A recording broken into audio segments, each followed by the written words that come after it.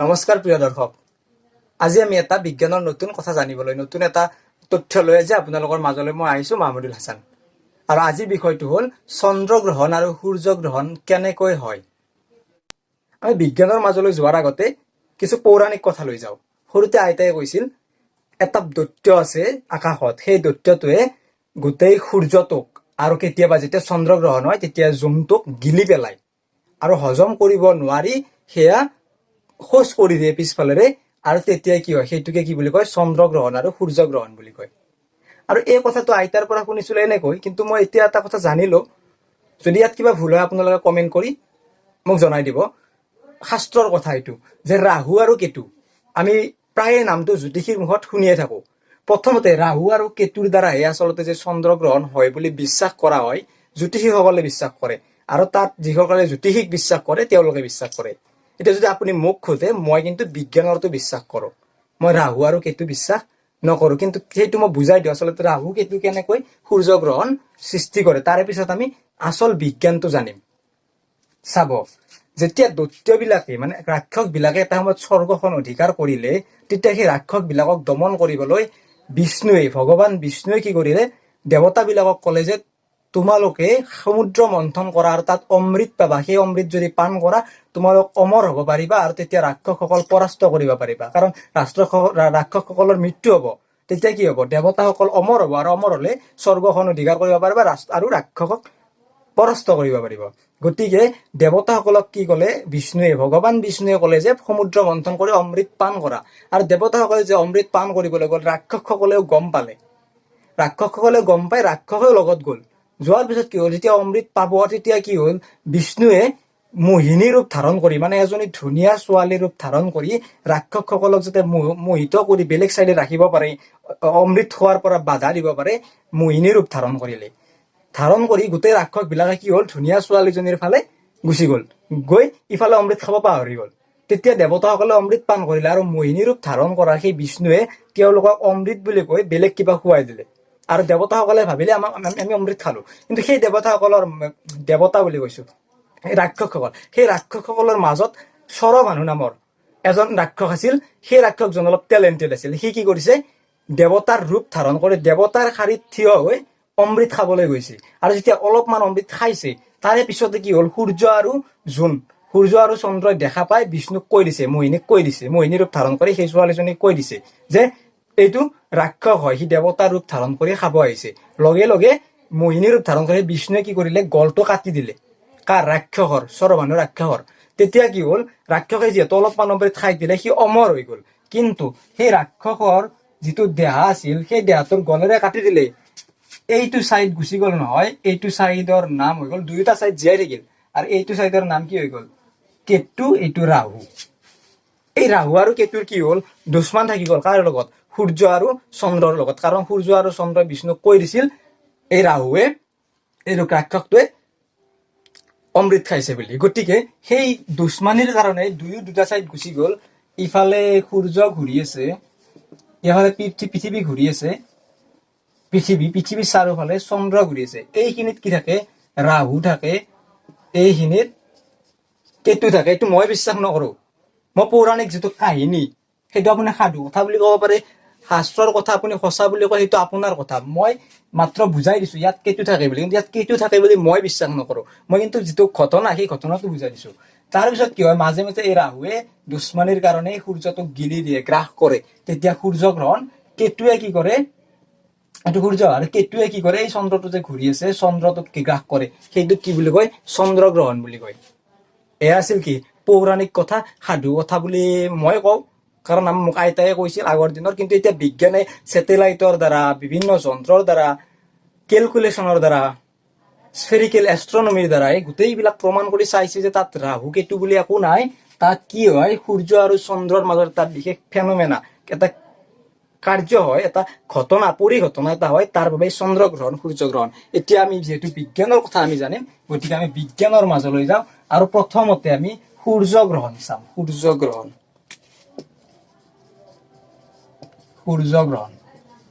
Solar eclipse বুলি কয়, solar eclipse. সূৰ্যগ্ৰহণ কি হয়, এইটো সূৰ্যৰ চাৰিওফালে আমাৰ পৃথিৱীখন ঘূৰি আছে। এই সূৰ্যৰ চাৰিওফালে পৃথিৱীখন ঘূৰি আছে। এইখন পৃথিৱী, মই চিনি পাবৰ কাৰণে অলপ মেপৰ নিচিনাকৈ আঁকি দিছো। এইখন পৃথিৱী, পৃথিৱীৰ চাৰিওফালে চন্দ্ৰটো ঘূৰি আছে। এইটো চন্দ্ৰ,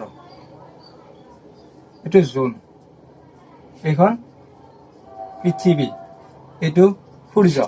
এই ঘূৰি থাকোতে কি হয় চাব, যেতিয়া ই ঘূৰি আছে ইফালে, এইফালে ঘূৰি আছে আৰু পৃথিৱীখন এইটো চাইড ঘূৰি আছে, মানে পৃথিৱী এনেকৈ ঘূৰি আছে, চন্দ্ৰ এনেকৈ ঘূৰি আছে।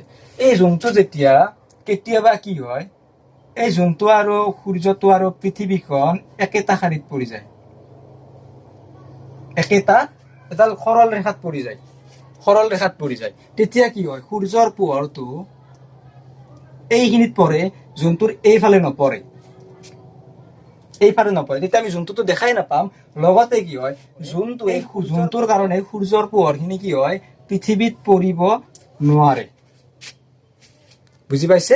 জোনটোৰ এইফালে যেতিয়া জোনটো আহি গ'ল, সূৰ্যৰ পোহৰটো যাব নোৱাৰা হৈ গ'ল, তেতিয়া আমি ইফালৰ পৰা কি দেখিম, আন্ধাৰ দেখা পাম। ধৰি ললো এইটো মই সূৰ্য, এইটো আপুনি য'ৰ পৰা আছে, আপুনি হ'ল পৃথিৱী, এইটো এই খোপাটো কি, চন্দ্ৰ। ইফালৰ পৰা ঘূৰি আহি আছে, ইফালৰ পৰা ঘূৰি আহি আছে। চাব, মই কেমেৰাৰ আগেৰে ই পাৰ হৈ যাব, ই কেমেৰাৰ আগেৰে পাৰ হৈ যাব। এই চাওক, আপুনি মোক দেখা নাই, কাৰণ চন্দ্ৰটো আপোনাৰ আগত পৰিছে, মানে আপোনাৰ আৰু মোৰ মাজত, মই সূৰ্য আপুনি পৃথিৱী। এইফালে চাওক, এইফালে পাৰ হৈ গ'ল, আকৌ পাৰ হৈ গ'ল, আকৌ এবাৰ দেখাইছো চাব। এইটো জোন আহি আছে, এইফালে আহি আপোনাৰ আগেৰে এনেদৰে পাৰ হৈ গ'ল।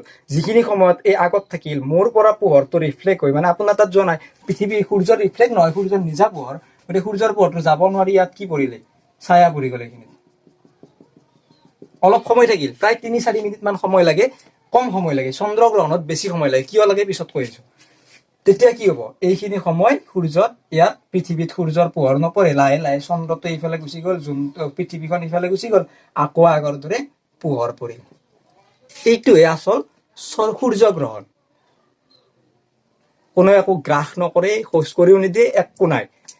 এইটো হ'ল আচল সূৰ্য গ্ৰহণ। চন্দ্ৰটো আৰু সূৰ্যটো আৰু পৃথিৱী এডাল ৰেখাত পৰে, চন্দ্ৰটো যেতিয়া মাজত পৰি যায়, তেতিয়া সূৰ্যৰ পোহৰ নপৰে পৃথিৱীত, তাৰ বাবে সূৰ্য গ্ৰহণ বুলি কয়। আকৌ এইটোত সময় কিমান লয়, প্ৰায় 3 মিনিট 7 মিনিট এনেকুৱা সময় লয়, বহুত বেছি সময় নলয়। পাইছে বুজি? কিন্তু এবাৰ আহিল চন্দ্ৰগ্ৰহণ, তাৰে পিছত আমি আৰু অলপ কথা জানিম।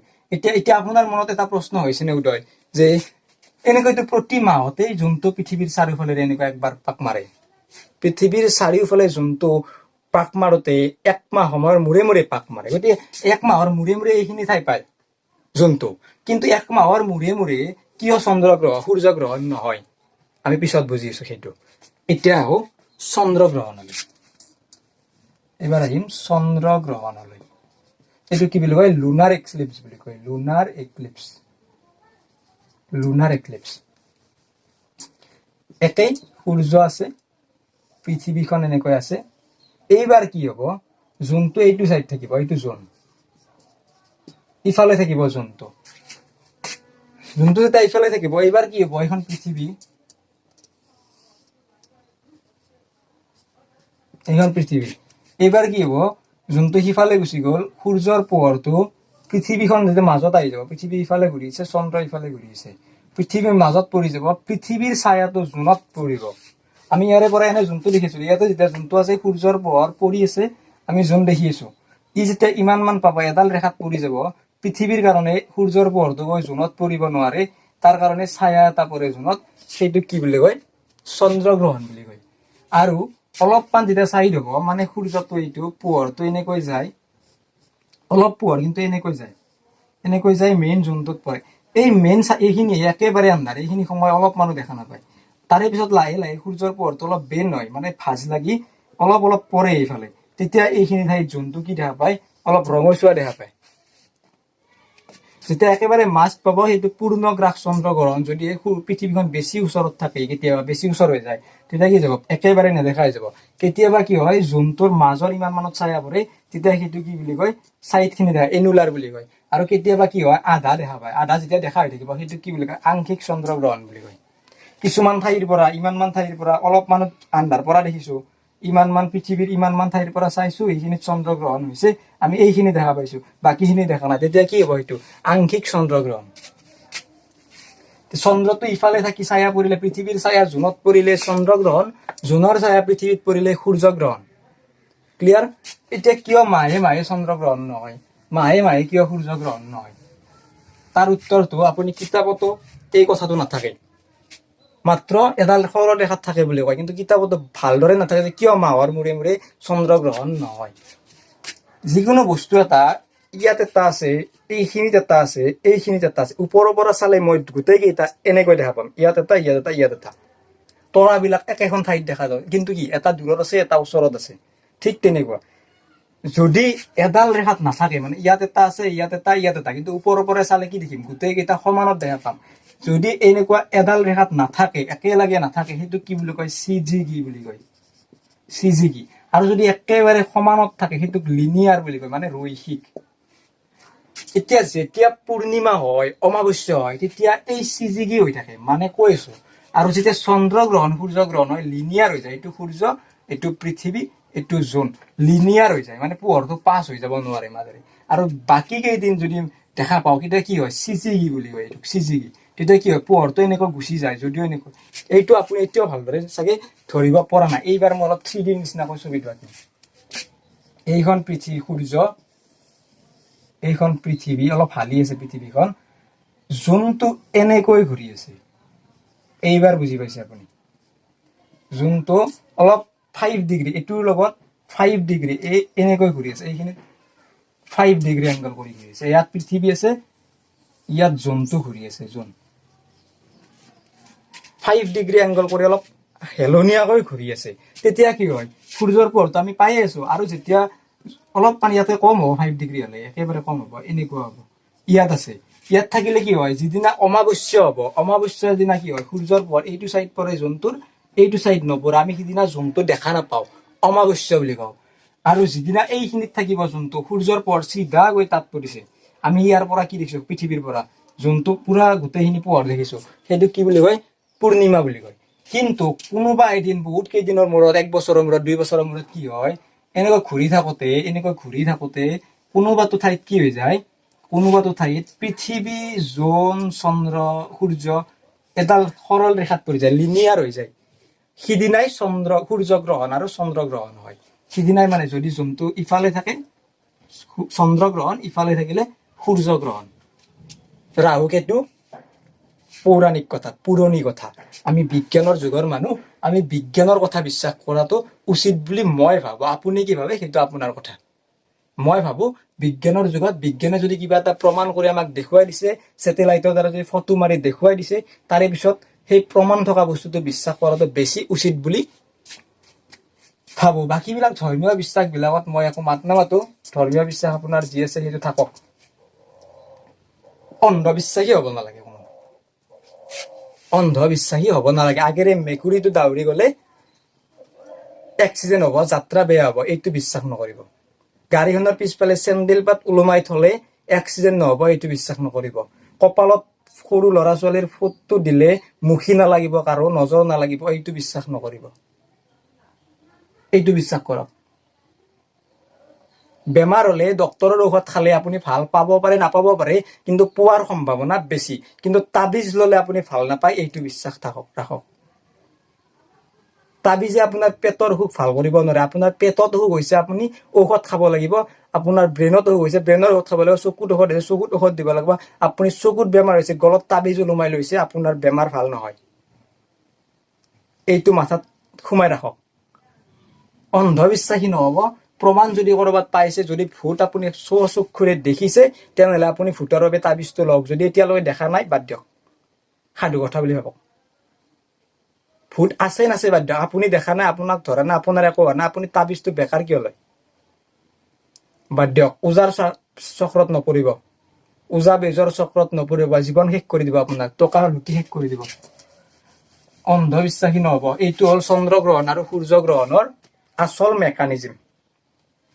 এতিয়া চন্দ্ৰগ্ৰহণ বেছি টাইম হয়, গধূলি 6টাত লাগিলে ৰাতি 8টা 9টালৈকে চন্দ্ৰগ্ৰহণ থাকে। কিন্তু সূৰ্যগ্ৰহণ এনেকৈ দিনটো নাথাকেই, 5 মিনিট, 10 মিনিট, 15 মিনিট, তাৰপিছত সূৰ্য গ্ৰহণ শেষ, সেইটো কৈছো।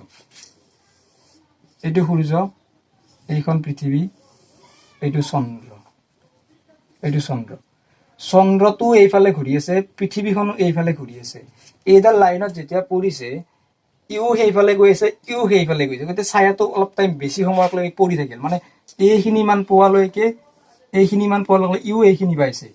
তাৰে পিছত হয়তো ইয়াৰ স্পীডটো বাঢ়ি গৈছে, ই আগত গুচি গৈছে, বা ইয়াৰ স্পীড বাঢ়ি গৈছে, আগত গৈছে, তেতিয়া আকৌ লিনিয়াৰটো নোহোৱা হৈ চিজিকি হৈ গৈছে। কিন্তু দুয়োফালে গৈ আছে কাৰণে দুখন গাড়ী যদি একেলগে যাই থাকে, তেতিয়া কি হয়, দুয়োখন গাড়ী অভাৰটেক কৰাটো কঠিন হৈ পৰে। মানে কি, একেফালে দুয়োখন গৈ আছে নহয়, কাষৰখন যোৱা যেনে নালাগে, সমানত গৈ আছে।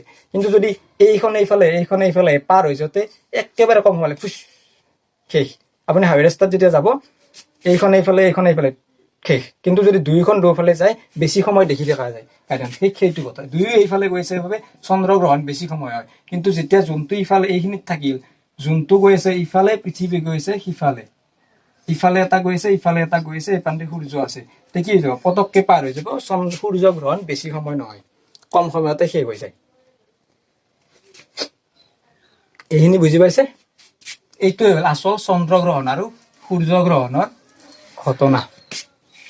ইয়াৰ পিছৰ আমি এটা ভিডিঅ'ত কি কৰিম, জোৱাৰ ভাটা কিয় হয়, চন্দ্ৰ আৰু সূৰ্যৰ কাৰণে সাগৰত যেন ঢৌবিলাক সৃষ্টি হয়, জোন আৰু সূৰ্যৰ কাৰণে হয়। পানীয়ে নিজে গৈ নাথাকে, বতাহৰ কাৰণেও নহয়, জোন আৰু সূৰ্যৰ কাৰণে সাগৰত ঢৌৰ সৃষ্টি হয়। কেনেকৈ হয় সেইটো আমি নেক্সট ভিডিঅ' এটাত বুজিম। আৰু সদায় আমি জোনৰ এটা চাইড কিয় দেখি থাকো, জোনৰ সিফালে কি আছে, জোনটোতো ঘূৰিয়ে আছে, কিন্তু জোনটো ঘূৰি থকাৰ পিছতো সেইটো চাইড আমি কিয় নেদেখো, এইবিলাক আমি এটা বেলেগ ভিডিঅ'ত আলোচনা কৰিম। আজিলৈ ইমানতে সামৰিছো। আৰু আপুনি সদায় কোৱাৰ দৰে কওক, যদি নতুনকৈ ভিডিঅ'টো চাইছে লাইক কৰক, ছাবস্ক্ৰাইব কৰক, আৰু আপোনাৰ প্ৰিয়জনলৈ শ্বেয়াৰ কৰি দিব। ধন্যবাদ।